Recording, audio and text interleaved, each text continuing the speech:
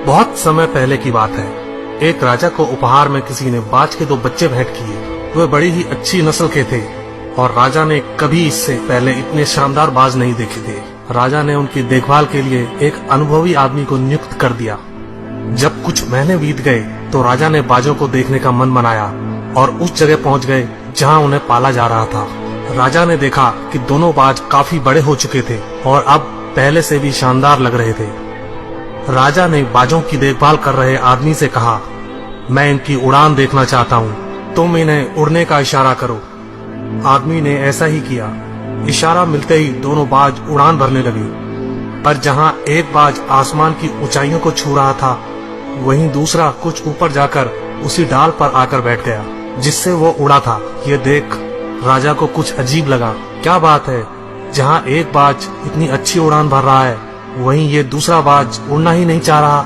राजा ने सवाल किया, जी हुजूर, इस बाज के साथ शुरू से यही समस्या है, वो इस डाल को छोड़ता ही नहीं। राजा को दोनों ही बाज प्रिय थे और वो दूसरे बाज को भी उसी तरह उड़ना देखना चाहते थे। अगले दिन पूरे राज्य में ऐलान कर दिया गया, जो व्यक्ति इस बाज को ऊंचा उड़ाने में कामयाब होगा उसे ढेरों इनाम दिया जाएगा। फिर क्या था, एक से एक विद्वान आए और बाज को उड़ाने का प्रयास करने लगे, पर हफ्तों बीत जाने के बाद भी बाज का वही हाल था। वो थोड़ा सा उड़ता और वापस उसी डाल पर आकर बैठ जाता। फिर एक दिन कुछ अनोखा हुआ।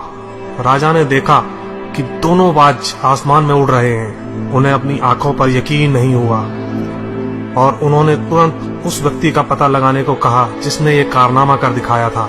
वह व्यक्ति एक किसान था। अगले दिन वह दरबार में हाजिर हुआ।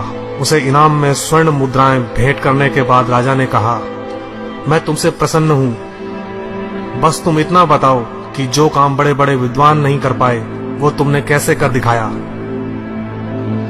मालिक, मैं तो एक साधारण सा किसान हूँ, मैं ज्ञान की ज्यादा बातें नहीं जानता। मैंने तो बस वो डाल काट दी जिस पर बैठने का बाज आदी हो चुका था, और जब वो डाल ही नहीं रही तो वो भी अपने साथी के साथ ऊपर उड़ने लगा। दोस्तों, हम सभी ऊंचा उड़ने के लिए ही बने हैं, लेकिन कई बार हम जो कर रहे होते हैं उसके इतने आदी हो जाते हैं कि अपनी उड़ान भरने की, कुछ बड़ा करने की काबिलियत को भूल जाते हैं। यदि आप भी सालों से किसी ऐसे काम में लगे हैं जो आपके सही पोटेंशियल के मुताबिक नहीं है, तो एक बार जरूर सोचिए कि कहीं आपको भी उस डाल को काटने की जरूरत तो नहीं जिस पर आप बैठे हैं। धन्यवाद दोस्तों।